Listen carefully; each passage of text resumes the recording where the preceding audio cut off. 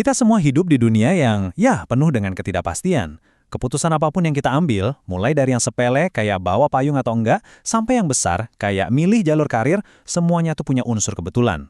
Untungnya, kita punya alat yang canggih banget buat memahami dan mengarungi ketidakpastian ini, namanya probabilitas. Nah, dalam bahasan kali ini, kita bakal lihat gimana probabilitas bisa bantu kita menganalisis risiko dengan jauh lebih baik.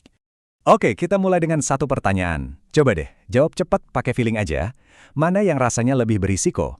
Terbang puluhan ribu kaki di atas tanah dengan kecepatan ratusan kilometer per jam, atau nyetir mobil di jalan raya yang biasa kita lewatin? Jawaban Anda mungkin bakal mengungkap sesuatu yang menarik banget soal cara otak kita bekerja. Kenyataannya adalah, kita sebagai manusia ini secara alami kurang jago dalam menilai risiko. Kita cenderung melebih-lebihkan kejadian yang dramatis dan langka, kayak tornado, pembunuhan, pokoknya yang sering masuk berita. Sebaliknya, kita justru sering banget meremehkan bahaya yang lebih umum, yang terjadi sehari-hari, kayak diabetes atau stroke. Padahal, justru hal-hal inilah yang kemungkinannya jauh lebih besar menimpa kita. Nah, persepsi kita soal resiko yang sering kali meleset inilah inti masalahnya. Intuisi kita seringkali salah arah, bikin kita takut sama hal yang salah, dan malah terlalu santai sama hal yang sebetulnya harus kita waspadai. Terus, gimana cara benerinnya? Jawabannya bukan dengan lebih banyak ngandalin intuisi, tapi dengan logika. Nah, disinilah teori probabilitas masuk. Dan ini bukan soal matematika yang ribet loh. Anggap aja ini sebuah kerangka berpikir yang jelas untuk mengganti intuisi kita yang sering ngaco dengan pemahaman yang nyata tentang sebuah peluang. Oke, yuk kita bedah bareng-bareng. Supaya bisa pakai probabilitas, kita perlu ngerti 3 konsep dasarnya dulu. Tenang aja, ini gampang dan logis banget kok.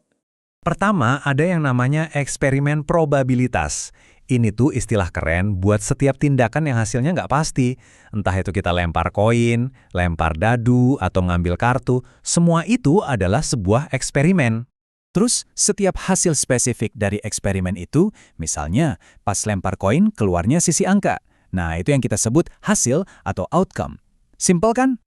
Dan kalau kita daftar semua hasil yang mungkin terjadi, kita bakal dapat yang namanya ruang sampel. Buat koin, ruang sampelnya ya cuma angka, gambar. Intinya, ini adalah peta dari semua kemungkinan yang ada. Oke, sekarang kita udah punya istilah-istilah dasarnya nih. Yuk kita lanjut ke alat yang kita pakai buat bener-bener ngitung peluang. Ini dia jantung dari probabilitas. Ini dia rumusnya. Mungkin kelihatannya teknis tapi aslinya sederhana banget. PE itu artinya probabilitas sebuah kejadian. Cara ngitungnya, kita ambil NE, yaitu jumlah hasil yang kita mau, terus dibagi sama NS, yaitu jumlah total semua kemungkinan hasil.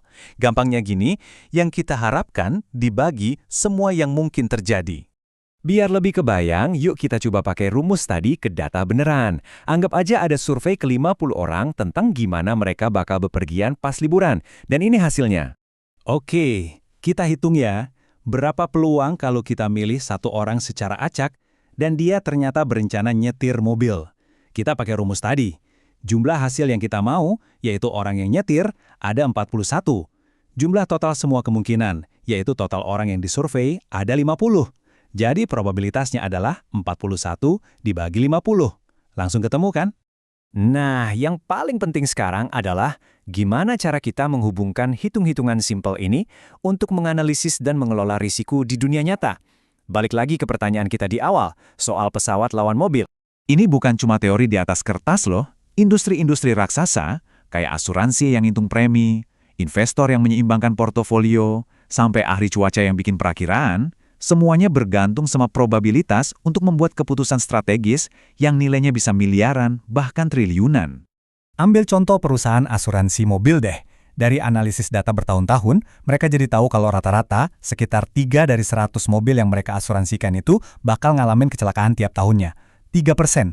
Mungkin kedengarannya kecil ya, tapi buat perusahaan yang ngasuransiin jutaan mobil, angka ini jadi patokan yang bisa diprediksi dan jadi dasar seluruh model bisnis mereka.